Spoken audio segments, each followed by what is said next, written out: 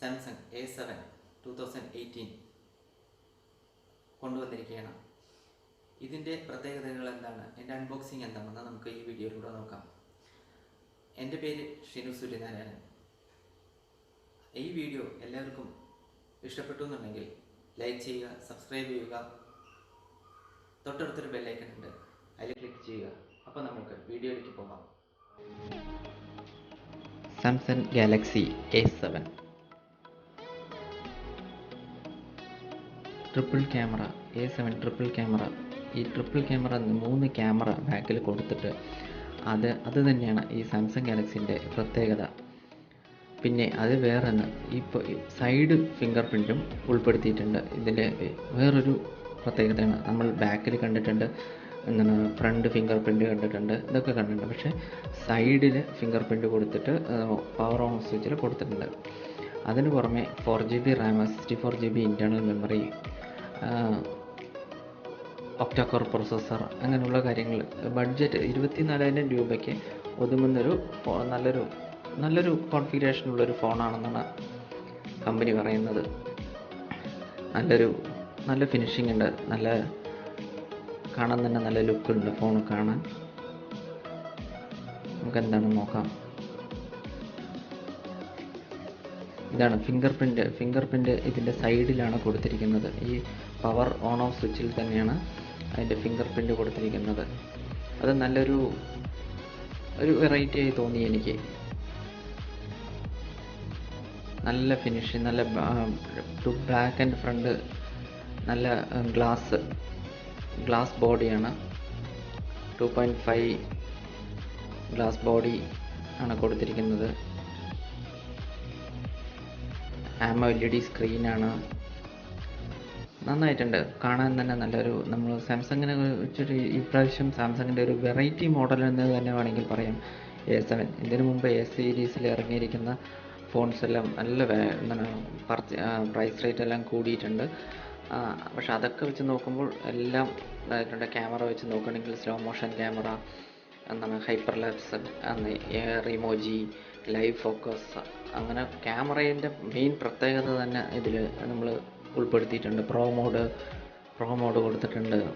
എല്ലാം നല്ലൊരു flagship mid range ഫോണാണെങ്കിലും നല്ലൊരു ഫ്ലാഗ്ഷിപ്പ് ഫോണിൻ്റെ ആ ഒരു ഇത് എടുത്തിട്ട് വന്നിട്ടുണ്ട് സാംസങ് ഇപ്രാവശ്യം.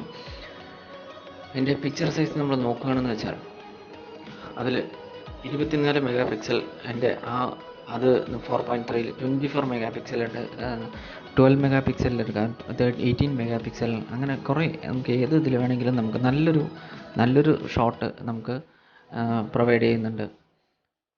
ഫുൾ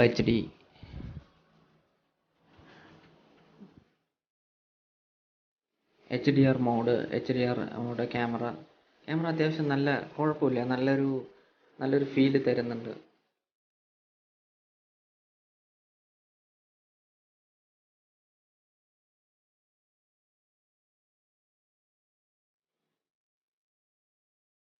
ഇതിൽ മെയിനായിട്ട് എനിക്ക് തോന്നിയൊരു ഇത് NFC ഇല്ല, പിന്നെ NFC ഇല്ല, MTS ഇല്ല.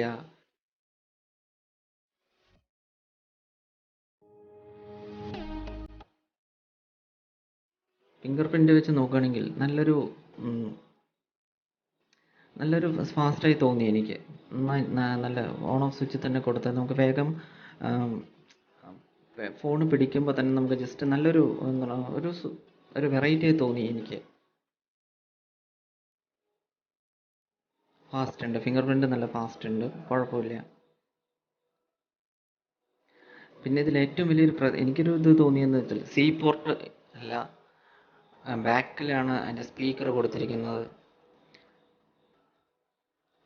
ട്രിപ്പിൾ ക്യാമറ വന്നിട്ട് 24 mega pixel, 8 mega pixel and ചോട്ടിൽ 5 മെഗാ പിക്സൽ നല്ല വൈഡ് ആംഗിൾ ലെൻസ് ഉൾക്കൊള്ളിച്ചിട്ടാണ് ക്യാമറ ഇത് കൊടുത്തിരിക്കുന്നത്. പിന്നെ ഒരു ചോട്ടിൽ ചെറുതായിട്ടൊരു ഫ്ലാഷ് മോഡും കൊടുത്തിട്ടുണ്ട്. നൈറ്റിലെല്ലാം നല്ല കുഴപ്പമില്ലാണ്ട് നല്ലൊരു ഫോട്ടോ നമുക്ക് ക്യാപ്ചർ ചെയ്യാൻ പറ്റുന്നുണ്ട്. ലോ ലൈറ്റിൽ 24 മെഗാ പിക്സൽ ലോ ലൈറ്റിലും ഫോട്ടോ എടുക്കാമെന്നാണ് കമ്പനി പറയുന്നത്. കുഴപ്പമില്ല. നല്ല സ്ക്രീന് വെച്ച് നോക്കുമ്പോൾ നല്ല ക്ലാരിറ്റി ഉണ്ട്. AMOLED സ്ക്രീനാണ്, നല്ല ക്ലാരിറ്റി ഉണ്ട്. മറ്റുള്ള ഫോണുകൾസിനൊക്കെ വെച്ച് നമ്മൾ കമ്പാരേറ്റീവ്ലി നല്ല ബ്രൈറ്റ് സ്ക്രീൻ, നല്ല ബ്രൈറ്റ് ആയിട്ടുണ്ട്, നല്ല കൂൾ ആൻഡ് കാമായിട്ടുണ്ട്. നല്ലൊരു പ്രത്യേകത തന്നെ കൊണ്ടുവന്നിട്ടുണ്ട് ഇപ്പോൾ A7 2018. നല്ല സൈഡെല്ലാം നല്ല ഫിനിഷിങ് ആയിട്ട് നല്ലൊരു ഗുഡ് ലുക്കിംഗ് നല്ലൊരു ഫീച്ചറാണ് കൊണ്ടുവന്നിരിക്കുന്നത്. വേറെ സോഫ്റ്റ്വെയർസ് കമ്പാരിറ്റീവ്ലി എല്ലാം സാംസങ്ങിൻ്റെ അതേപോലെ തന്നെയാണ്. വേറെ അതിലൊന്നും വലിയ മാറ്റമില്ല. ഓറിയോ ആണ് ഇതിൽ ഇതാക്കിയിരിക്കുന്നത്. ഇനി ഭാവിയിൽ PE വരാം. എല്ലാ മൊബൈലും പോലെ ഒരു ക്വിക്ക് സ്റ്റാർട്ട് മെനു എല്ലാത്തിലും കൊടുക്കുന്നത് പോലെ തന്നെ കൊടുത്തിട്ടുണ്ട്. ഒരു ഡാറ്റ കേബിളാണ്. ഇത് വന്നിട്ട് C ടൈപ്പ് അല്ല.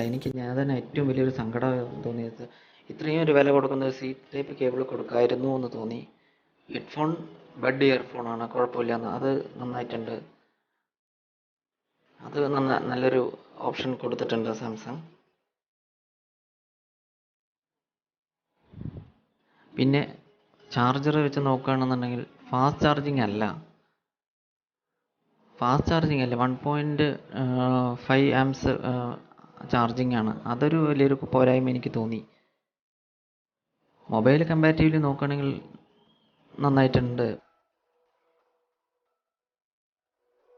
എൻ്റെ ഡീമെറിറ്റ്സ് നോക്കുകയാണെങ്കിൽ ഫാസ്റ്റ് ചാർജിങ് ഇല്ല, C ടൈപ്പ് പോർട്ട് ഇല്ല, NFC ഇല്ല, MTS ഇല്ല. പിന്നെ ക്യാമറയിൽ മെയിനായിട്ട് മറ്റേ ഒപ്റ്റിക്കൽ സ്റ്റെബിലൈസേഷൻ കൊടുത്തിട്ടില്ല. അതൊരു വലിയൊരു ഡീമെറിറ്റായിട്ട് തന്നെയാണ് എനിക്ക് തോന്നിയത്. ഈ ഒരു പ്രൈസ് റേഞ്ചിൽ മറ്റുള്ള മൊബൈൽസ് വെച്ച് കമ്പാരിറ്റീവ്ലി നോക്കുകയാണെന്ന് വെച്ചാൽ അവരെല്ലാം നല്ലൊരു കോൺഫിഗറേഷൻ കാര്യങ്ങളെല്ലാം കൊടുക്കുന്നുണ്ട്. പക്ഷേ ഈ ഒരു ഇതിൽ ട്രിപ്പിൾ ക്യാമറ മാത്രമായിട്ട് കൊണ്ടുവന്നിട്ടുണ്ട് അവർ. എന്താണ് സാംസങ് വിചാരിക്കുന്നത് നമുക്കറിയില്ല. എന്തെങ്കിലും നമുക്ക് കണ്ടു നോക്കാം.